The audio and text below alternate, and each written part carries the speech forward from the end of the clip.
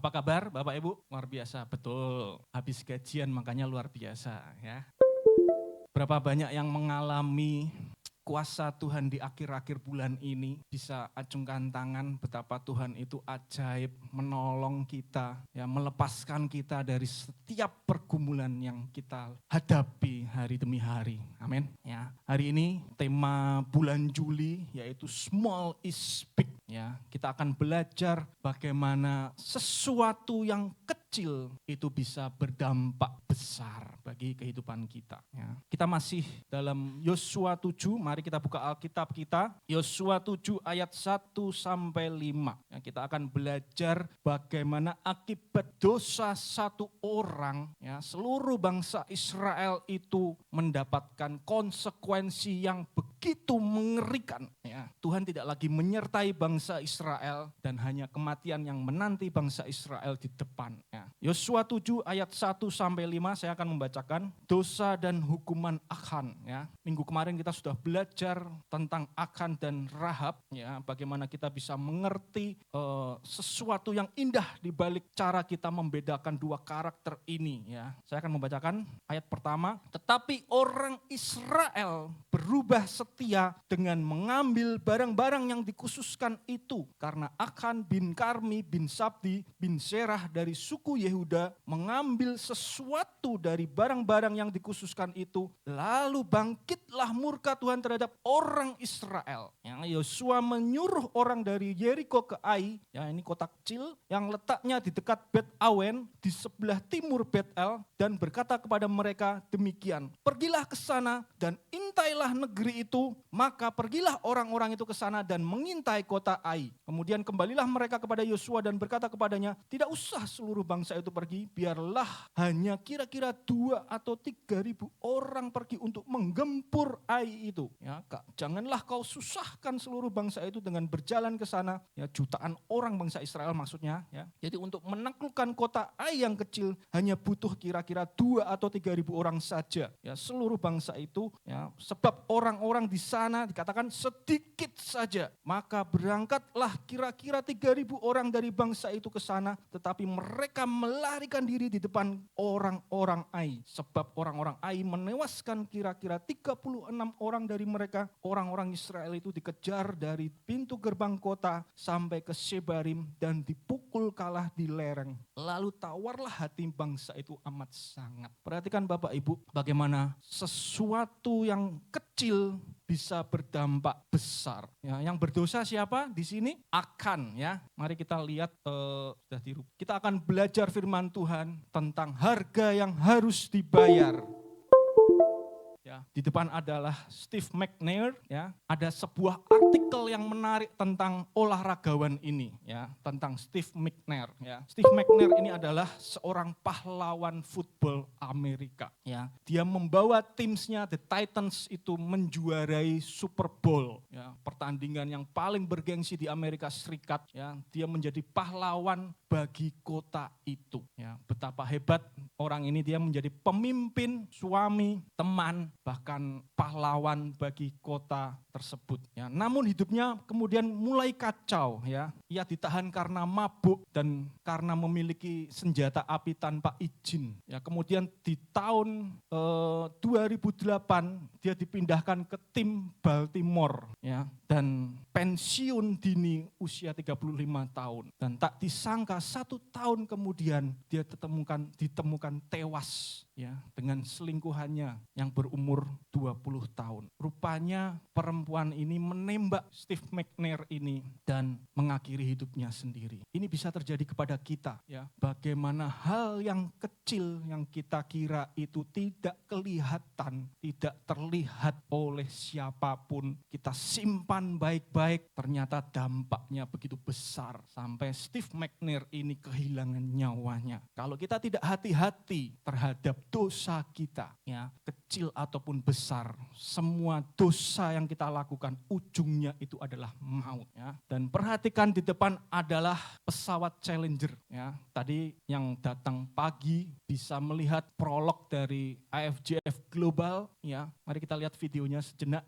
Ini adalah pesawat luar angkasa yang begitu mahal. Ya. biayanya mencapai 196 billion dolar. Billion Bapak Ibu. Ya. Dan di tanggal 28 Januari 1986 hanya mengudara selama 73 detik, sekitar 1 menit lebih sedikit Bapak Ibu. Pesawat ini hancur berkeping-keping di udara. Dan ternyata penyebabnya adalah segel ring O, ya, yang ketika peluncuran itu para ahli kurang memperhatikan, ya, bagaimana segel ini tidak kuat dengan cuaca dingin. Jadi ketika meluncur, cuaca di situ sangat dingin sehingga landasan pun sampai membeku Bapak Ibu. Dan segel ring O ini, yang kecil ini, yang berada di bahan bakar tidak bisa mengantisipasi, ya, akhirnya meledak. Bagaimana sesuatu yang kecil ini jika fail, ya, dampaknya begitu besar. Ya, mari kita belajar tentang small is big. Ya, bagaimana dosa yang kecil itu dampaknya juga begitu besar. Ya, dalam Yosua 7 ayat 10 sampai 11, lalu berfirmanlah Tuhan kepada Yosua, bangunlah, mengapa engkau sujud demikian? Ya, ketika mereka setelah kalah dari kota Ai, padahal pasal sebelumnya kita belajar bahwa mereka mengalami kemenangan yang gilang gemilang. Kota Yeriko, kota yang memiliki tembok begitu tinggi, bisa hancur, tapi karena kota kecil mereka kalah. Ya, ternyata ayat 11 dikatakan orang Israel telah berbuat dosa. Mereka melanggar perjanjianku yang kuperintahkan kepada mereka. Mereka mengambil sesuatu dari barang-barang yang dikhususkan itu. Kemarin kita sudah belajar barang-barang yang dikhususkan adalah barang-barang yang tidak bisa dipakai oleh manusia. Hanya dikhususkan untuk Allah. Ya, mereka mencurinya, mereka menyembunyikannya, dan mereka menaruhnya di antara barang-barangnya. Pertanyaannya, apa itu dosa Bapak Ibu? Ya, kalau kita belajar tentang firman Tuhan dari sejak kejadian, kita akan mengetahui tokoh-tokoh yang jatuh dalam dosa. Ya, kita mengetahui bahwa Adam, manusia pertama itu jatuh dalam dosa. Kain juga jatuh dalam dosa dengan membunuh Habel adiknya. Ya, dan keturunan Kain yaitu Lamek, ternyata dia juga mengikuti jejak Kain. Dia juga membunuh. Ya, dan tidak terkecuali Musa pun juga pernah melakukan dosa. Daud, ya, tokoh yang paling besar di Israel juga melakukan dosa. Dia berselingkuh dengan Batsheba, mengingini Batsheba dan membunuh suaminya yaitu Uria. Dan kita belajar hari ini akan, ya, dan akibatnya begitu luar biasa, ya. Adam dari satu orang yang jatuh ke dalam dosa, seluruh umat manusia itu terkena dampaknya, sehingga setiap keturunan dari Adam memiliki kecenderungan untuk berbuat dosa. Kain dikatakan dalam Alkitab dia akan menerima balasan 7 kali lipat. Ya, Lamek menerima balasan 70 kali lipat dari pembunuhan yang dia lakukan. Makanya kalau kita baca dalam Matius 18 ayat 21 sampai 22, di situ ketika Petrus bertanya kepada Tuhan Yesus, sampai kapan kita harus mengampuni seseorang? Tuhan Yesus menjawab apa? Bukan sampai 7 kali, melainkan sampai 70 kali 7. Ini artinya kalau kita mau mengampuni seseorang, pengampunan kita harus sempurna. Amin, Bapak Ibu. Siapa yang menyimpan dendam di hatinya terhadap teman kita, terhadap saudara kita, suami kita, istri kita, anak kita, ya, ingat yang Tuhan Yesus inginkan, pengampunan kita harus sempurna. Ya. Mengapa saya memperlihatkan? Karena dosa itu adalah dosa. Ya. Dosa itu adalah melanggar juga hukum Allah. Ya. Sebab dosa ialah pelanggaran hukum Allah. Ya. Ini adalah basic kekristenan. Kita harus mengenal apa yang namanya dosa. Ya. Mungkin kita sering mendengar khotbah-khotbah tentang dosa. Tapi tahu nggak Bapak Ibu, dalam Yakobus 4 ayat 17, kita tuh secara tidak sadar setiap hari mungkin kita itu tidak sengaja melakukan dosa. Yakobus 4 ayat 17 katakan apa? Sebab jika seseorang tahu bagaimana berbuat baik tetapi tidak melakukannya, orang tersebut sudah melakukan dosa. Jadi firman yang sudah kita dengar berulang-ulang tentang dosa, jangan anggap remeh tentang dosa. Ya. Dan begitu pula dengan dosa yang dilakukan oleh Akan. Ya, terjemahan firman Allah yang hidup dalam Yosua 7 ayat 1 dikatakan, tetapi ada dosa di antara orang-orang Israel itu. Yang dilakukan apa? Ayat 10, mereka mencurinya, mereka menyembunyikannya, dan mereka menaruhnya di antara barang-barangnya. Apa yang bisa kita pelajari dari sikap Akan ini? Ya, Akan bertindak menyembunyikan barang yang dikhususkan. Ya, kita minggu kemarin belajar bahwa barang yang dikhususkan itu tidak bisa dimiliki oleh manusia, tetapi akan menyembunyikannya. Ya, barang yang dikhususkan dalam bahasa Ibrani itu artinya adalah barang yang accursed, dikutuk. Ya, makanya manusia tidak bisa memakainya. Ya, dan kita akan belajar bahwa tidak ada yang tersembunyi di hadapan Tuhan. Apapun yang kita lakukan, serapat-rapatnya kita menyembunyikannya, itu tidak ada yang tersembunyi di hadapan Tuhan. Ya, jadi jangan merasa aman dalam dosa-dosa kita. Ya, mungkin anak muda,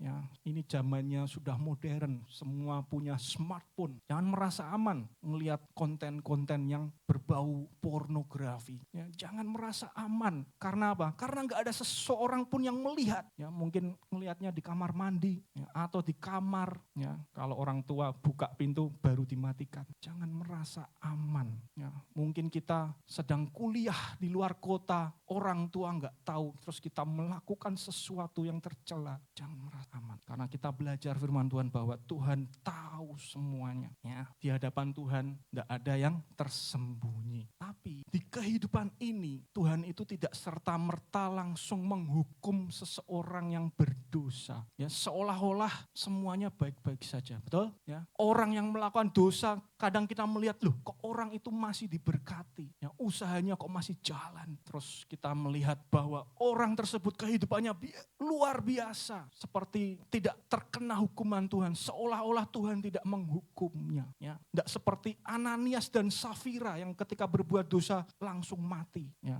Dalam Mengkhotbah 8 ayat 11 katakan, oleh karena hukuman terhadap perbuatan jahat tidak segera dilaksanakan, maka hati manusia penuh niat untuk berbuat jahat. Ya. Mungkin selama ini kita merasa aman, seolah-olah loh Tuhan masih memberkatiku, aku berbuat dosa tetapi Tuhan masih menyertaiku. Mengkhotbah 8 ayat 11 dikatakan apa? Karena hukuman belum dilaksanakan, maka hati manusia itu masih ada niat untuk berbuat jahat. Jangan pernah tertipu oleh dosa Bapak Ibu. Karena apa? Karena ada harga yang harus dibayar. Ya. Akan melakukan dosa, dia menyembunyikan barang yang dikhususkan itu. Dan harga yang harus dibayar, konsekuensinya begitu besar. Ya. Jangan tertipu oleh dosa. Kadang kita ini tertipu karena apa? Karena belum ketahuan saja. Betul? Ya. Karena belum ketahuan kelakuan kita di luar gereja. Di dalam gereja tampangnya seperti malaikat semua. Ya. Bahkan mungkin bisa pelayanan di depannya. Tapi Tuhan itu tahu semua yang kita lakukan di luar. Ya. Ya.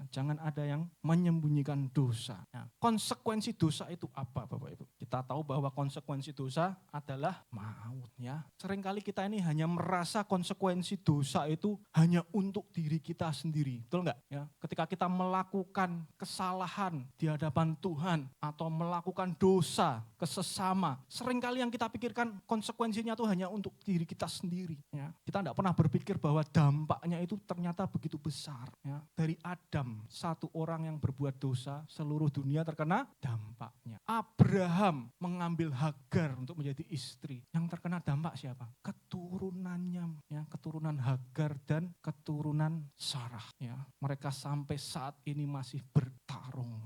Terus apalagi tadi? Daud, ya, konsekuensi yang dia hadapi adalah keturunannya menghadapi pedang seumur hidup. Jadi jangan pernah berpikir konsekuensi itu cuma datang kepada kita. Ada semacam gelombang, ya, ada ripple effect yang mengikuti dosa yang kita lakukan. Ya. Dan gelombang itu semakin besar sehingga fatal akibatnya, sama seperti ring O tadi. Ada efek retakan kecil itu membawa dampak yang begitu besar sehingga pesawat Challenger itu meledak. Ya. Dan selama kita melakukan dosa, perhatikan Bapak Ibu, di depan ada yang namanya dosa dan kedaulatan Allah. Ya. Ketika kita melakukan dosa, kita ini berada di luar kedaulatan Allah. Sehingga dikatakan dalam Yosua 7 tadi ya, bangsa Israel tidak akan tahan menghadapi musuh mereka. Mereka akan membelakangi musuh mereka. Karena mereka berada di luar kedaulatan Allah. Dan inilah yang diincar oleh iblis dalam setiap kehidupan kita. Ya. Iblis berusaha untuk menarik kita keluar dari kedaulatan Tuhan. Ya, sehingga kita tidak akan mengalami yang namanya kuasa Tuhan, kebaikan Tuhan, hikmat Tuhan, keadilan, kesetiaan, dan seterusnya. Ya. Dan di ujung kita melakukan dosa itu adalah kutuk, maut, dan murka Tuhan. Ya. Mengapa akan tidak taat Bapak Ibu? Kembali kepada firman Tuhan. Ya. Kadang kita ini berpikir bahwa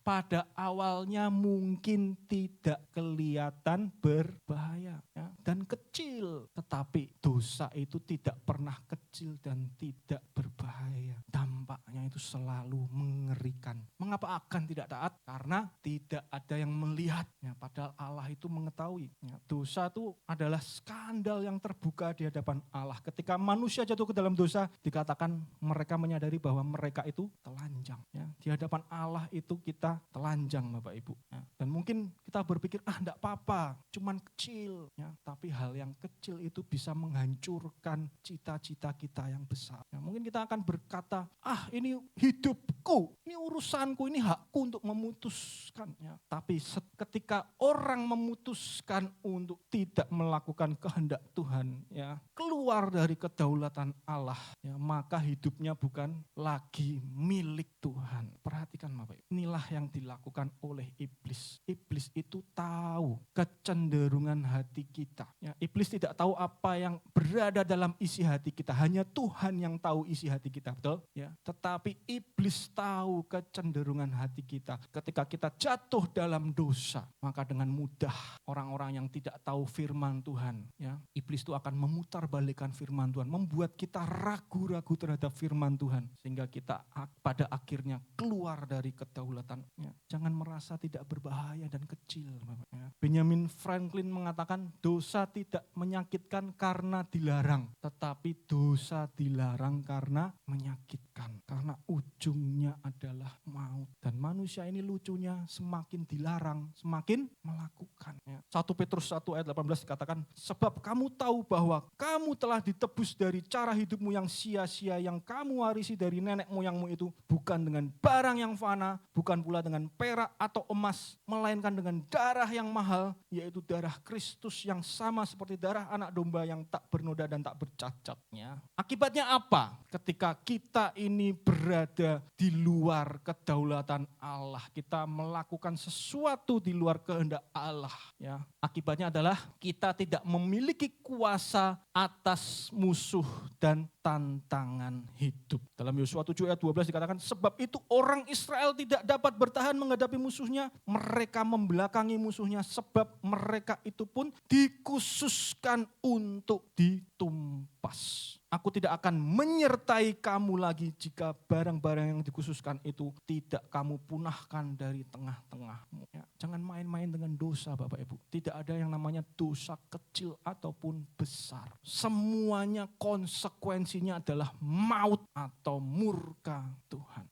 Makanya enggak heran ketika kita melakukan dosa, ya, sepertinya Allah itu tidak menyertai kita. Betul enggak? Ya, sepertinya Allah meninggalkan kita. Kita kehilangan berkat karena kita berada di luar kedaulatan Allah. Karena dosa yang kita lakukan, kita kehilangan berkat. Ya. Akibat dosa yang lain apa? Rusaknya hubungan. Ya. Banyak keluarga hancur karena dosa. Ya. Banyak hubungan yang retak karena pengkhianatan dan keegoisan, ya, terutama hubungan suami istri. Ya. Sesuatu yang kecil itu bisa menjadi besar. Ya. Bagaimana hubungan suami istri di rumah?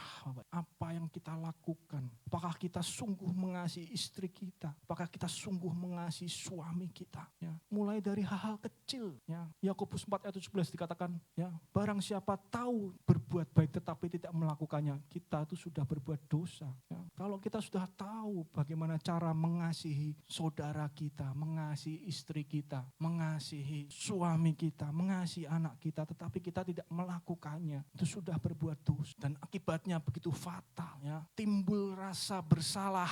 Ya, kita akan menanggung akibat yang berat dari dosa, dan yang puncak adalah hancurnya hubungan kepada Tuhan. Ya. Small is big. Ya. Ketika melakukan dosa yang tampaknya kecil, akibatnya itu besar. Ya. Apa hal kecil yang sering kita abaikan, sering kita remehkan, ya, yang berpotensi menjadi besar, menghancurkan di kemudian hari. Ya. Misalnya baca Alkitab, ya, itu hal kecil. Betul? Baca Alkitab dengan seluruh kegiatan kita, kira-kira hanya berapa persen, Bapak? Baca Alkitab tuh, satu pasal itu bisa memakan 1 jam. Ada yang baca Alkitab satu pasal memakan 1 jam? Enggak ada, hanya beberapa detik. Ya. Tetapi apa hasilnya kalau kita bisa baca firman Tuhan, mengerti firman Tuhan? Kita tidak akan mudah disesatkan oleh pengajaran-pengajaran palsu, Bapak Ibu. Amin. Ya. Hal kecil yang kita abaikan, ya. Misalnya anak kita di rumah sering kita abaikan, hanya kita diamkan, kita sibuk dengan handphone kita. Apa yang akan terjadi?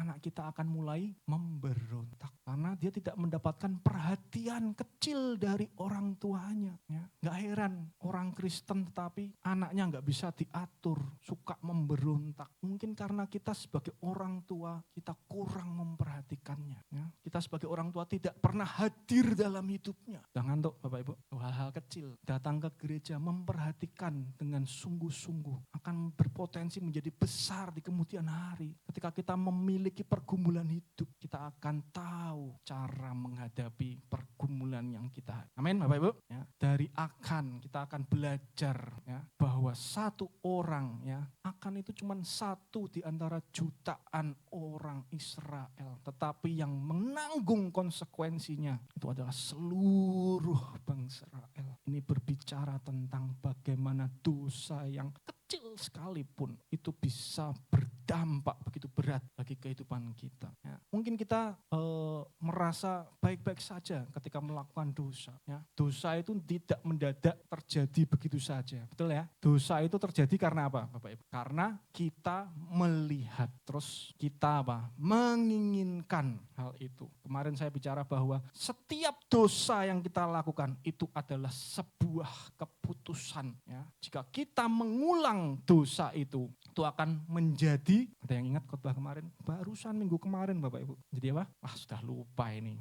Dan ketika kita mengulangnya berkali-kali, itu akan menjadi karakter dalam hidup kita. Ya. Untuk itu kita harus memutus hubungan dengan dosa, Bapak Ibu. Ada proses yang dilakukan ketika kita melakukan dosa. Ya. Lalu akan menjawab Yosua, katanya, benar akulah yang berbuat dosa terhadap Tuhan Allah Israel. Sebab beginilah perbuatanku, aku melihat di antara barang-barang jarahan itu jubah yang indah buatan Sinear dan 200 sikal perak dan sebatang emas yang 50 sikal beratnya. Aku mengingininya, maka ku ambil semuanya itu, disembunyikan di dalam kemahku di dalam tanah, dan perak itu di bawah sekali. Ya, karena awalnya Akan ini melihat, Bapak Ibu, setiap dosa yang kita lakukan tidak mendadak terjadi, karena setiap dosa itu adalah keputusan. Ya, melihat jubah yang indah. Kemarin saya berkata bahwa jubah Sinear ini adalah buatan Babilonia. Saya lupa membahas, Bapak. Jubah Sinear ini itu mewakili keangkuhan hidup, Bapak Ibu. Ya. Yang diinginkan Akan mungkin adalah kehidupan yang lebih baik, ya, dipandang oleh orang lain. Wow, ini diinginkan setiap dari kita, bukan? Ya, makanya banyak orang berlomba-lomba untuk menjadi influencer, terkenal, diakui, toh? Ya, tokonya menjadi terkenal, laris. Kalau orang tanya bangga, wah saya yang mendirikannya, ya, betul nggak? Saya yang membesarkan bisnis ini. Kalau anaknya berprestasi, langsung diklaim. Siapa dong orang tuanya, ya kan? Saya juga paling suka mengeklaim anak saya nih. Siapa orang tuanya? Anak saya nilai bahasa Inggrisnya 100, Bapak Ibu. Langka sekali. Tapi pernah enggak saya ngomong sama saudara? Enggak pernah kan? Karena saya tahu bahwa ketika kita sudah melihat dan menjadikan itu menjadi keangkuhan hidup kita, itu sangat berbahaya. Ya. Adam pun jatuh ke dalam dosa, Adam dan Hawa, karena mereka mengalami yang namanya keangkuhan hidup. Awalnya melihat buah itu kelihatan sedapnya, tapi kemudian terjadi keangkuhan hidup, ingin menjadi seperti Allah. Ya. Aku mengingininya, maka ku ambil. Daud juga awalnya melihat, Bapak Ibu ya, melihat Batsheba yang sedang mandi. Alkitab ini sangat vulgar ya Bapak Ibu ya. Ya inilah Alkitab kita, sangat jujur menceritakan akibat dosa. Ya, agar kita ini tidak tersandung sama seperti tokoh-tokoh yang tertulis dalam Alkitab. Ya, Daud melihat Batsheba yang sedang mandi dan mengingininya. Ya, jangan anggap remeh kita scroll TikTok, lihat medsos Facebook, lihat YouTube. Jangan anggap remeh ketika kita melihat gadis-gadis molek yang nari-nari. Ya, jangan anggap remeh Bapak Ibu. Melihat sekali, 2 kali mulai apa? Membayangkan. 3 kali mulai apa? Menginginkan. Berulang kali apa? Menjadi karakter Anda kecanduan, scroll hal-hal tersebut. Bertobat Bapak Ibu. Siapa yang ngalamin tidak mungkin ngaku sekarang. Ya, bertobat Bapak Ibu. Jangan anggap remeh dari mata kita. Kita tuh bisa mengingini itu deeply in heart. Hati-hati Bapak Ibu. Ya, makanya kita perlu belajar bagaimana hal yang kecil itu sangat berbahaya. Dan pada puncaknya Bapak Ibu, ingat 10 hukum Taurat ya. Hukum ke-10 itu apa? Jangan mengingini rumah sesamamu. Jangan mengingini istrinya atau hambanya laki-laki atau hambanya perempuan atau lembunya atau keledainya atau siapapun yang dipunyai sesamamu. Keluaran 20 ayat 17. Ini adalah puncaknya. Ya. Tuhan tahu itu ditaruh di bagian yang paling akhir. Karena dosa ini, keinginan ini, ya, kalau tidak segera terwujud, ya, orang-orang biasanya mencapainya dengan segala cara. Ya. Awalnya dari apa? Hal kecil, melihat. Ya. Amsal 23 ayat 31 mengatakan, jangan melihat kepada anggur kalau merah menarik warnanya dan mengilau dalam cawan yang mengalir masuk dengan nikmat. Jadi mata kita ini harus dikendalikan Bapak Ibu. Amin. Ya. Keluaran 20 ayat 17 ini adalah puncak. Ya. Jangan mengingini ketika kita sudah memiliki keinginan. Ya. Gawat Bapak Ibu. Ya. Jangan merusak apa yang Anda miliki dengan menginginkan apa yang tidak Anda miliki. Jangan iri dengan orang-orang yang berbuat dosa karena mereka belum menerima hukuman dari Tuhan. Ya. Tuhan itu panjang sabar dan kasih setianya. Jangan iri dengan orang lain dan jangan merusak dengan apa yang Anda miliki dengan menginginkan apa yang tidak Anda miliki. Ya. Kadang kita ini merusak apa yang kita miliki dengan keinginan-keinginan kita. Ya. Dengan sesuatu yang tidak kita miliki. Ya. Kita tidak memiliki rumah yang besar. Kita ingin memiliki rumah yang lebih besar itu. Kita ingin mobil yang mewah. Ya. Kita akhirnya meraihnya dengan cara-cara yang tidak sesuai kehendak Tuhan. Kita ingin handphone yang bagus. Ya, handphone saya sudah berapa tahun nggak ganti. Puji Tuhan. Bisa jadi teladan ya ini. Nggak apa-apa menurut saya nggak ganti handphone. Asal layarnya nggak pecah aja loh Bapak Ibu ya. Masih bisa saya gunakan.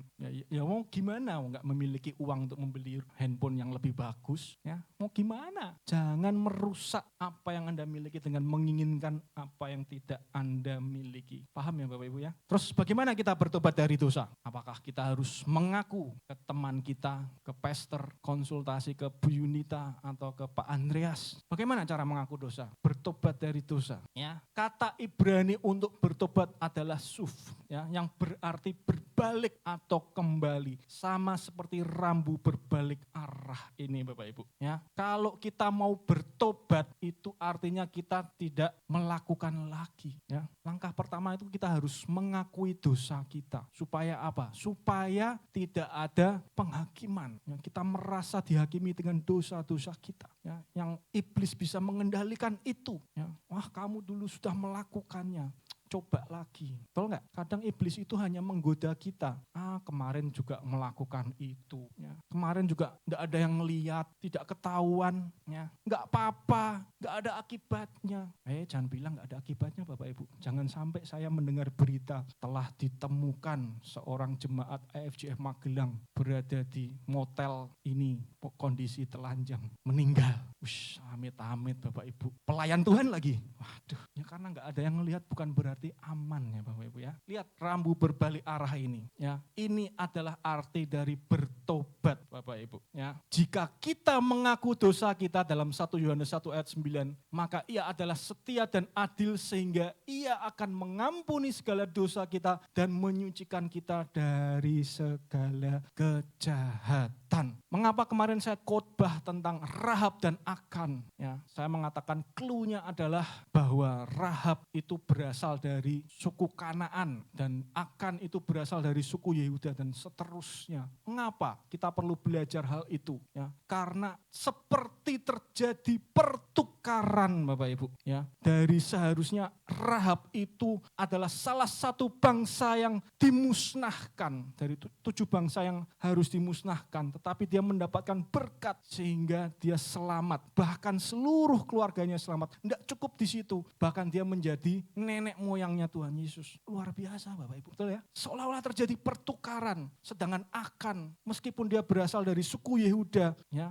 karena keturunan suku Yehuda itu seharusnya yang menjadi nenek moyang Tuhan Yesus, betul enggak? Tetapi seluruh keluarganya malah mati. Dan mari kita buka Alkitab kita aja ya, biar enggak ngantuk. Galatia 3 ayat 10-14. Karena semua orang yang hidup dan pekerjaan hukum Taurat berada di bawah kutuk. Sebab ada tertulis, terkutuklah orang yang tidak setia melakukan segala sesuatu yang tertulis di dalam kitab hukum Taurat. Dan bahwa tidak ada orang yang dibenarkan di hadapan Allah karena melakukan hukum Taurat adalah jelas, karena orang yang benar akan hidup oleh iman. Tetapi dasar hukum Taurat bukanlah iman, melainkan siapa yang melakukannya akan hidup karenanya. Nah, ini dikatakan Kristus telah menebus kita dari kutuk hukum Taurat. Kristus sudah menebus Rahab dari kutuk kematian. Ya, dengan jalan menjadi kutuk karena kita. Kristus disalibkan di luar pintu gerbang, ya, karena domba-domba itu dibakar di luar pintu gerbang, ya. Sebab ada tertulis, terkutuklah orang yang digantung pada kayu salib. Ya, Yesus Kristus telah membuat ini supaya di dalam Dia berkat Abraham sampai kepada bangsa-bangsa lain, sehingga oleh iman kita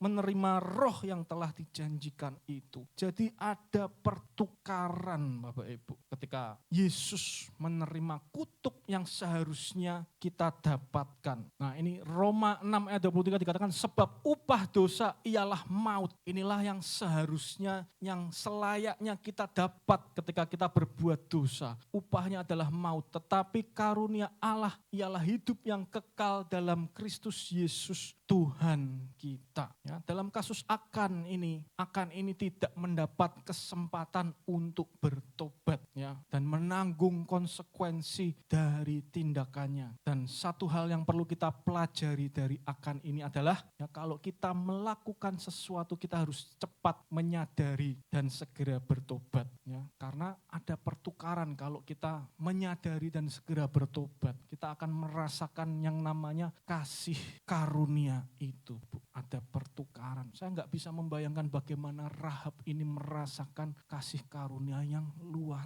biasa. Ya, Rahab ini mendapatkan kasih karunia dari Tuhan. Dia yang seharusnya ikut dimusnahkan, tapi dia mengalami kasih karunia Tuhan sehingga selamat. Ya. 1 Petrus 2 ayat 24 dikatakan, ia sendiri telah memikul dosa kita di dalam tubuhnya di kayu salib, supaya kita yang telah mati terhadap dosa hidup untuk kebenaran. Oleh bilur-bilurnya kamu telah sembuh. Amin Bapak Ibu. Ya, mari kita berjuang untuk menjalani hidup yang berada dalam kedaulatan Tuhan. Ya, jangan pergi menjauhi kasih karunia Tuhan. Jangan sia-siakan kasih karunia Tuhan dengan melakukan dosa. Amin Bapak Ibu. Ya, di hadapan kita ada tubuh dan darah Kristus. Tubuh dan darah yang sanggup untuk memberikan kita kehidupan, menukar kutuk itu menjadi berkat.